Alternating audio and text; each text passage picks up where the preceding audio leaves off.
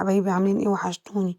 ان شاء الله من النهارده مش هنشتري كايزر تاني من الفرن، لان الحاجه كلها بقت غاليه، وهنعمل كل حاجه بايدينا.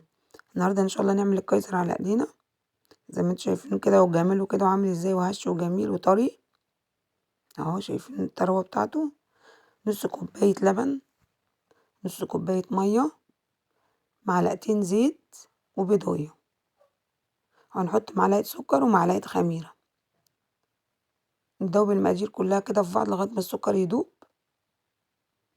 وبعدين هنجيب 3 كوبايات دقيق وربع معلقة ملح، ونقلب المقادير كلها كده مع بعض زي ما انتم شايفين، وندعكها كويس مع بعض كده، نعجنها مع بعض كويس.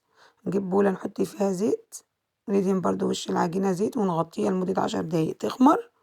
بعد كده نبدأ نقطعها قطع صغيرة.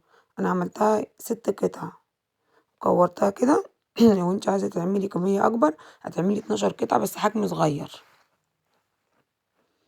سيبهم كده يخمروا 10 دقايق، واجيب بضاية ومعلقتين لبن. دول بقى احنا هنضيفهم على وش بتاع الكايزر عشان يدي اللون الدهبي الحلو اللي احنا بنشوفه في الافران.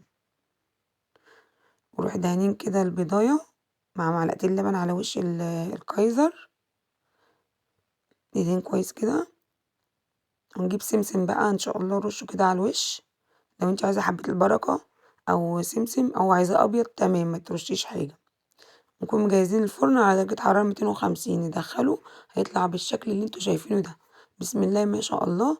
عايزاكي بقى تعملي لي حبيبتي كده لايك وشير وتفعلي زر الجرس عشان يوصلك كل جديد. ويا رب الفيديوهات بتاعتي تكون بتعجبكم. السلام عليكم ورحمة الله وبركاته.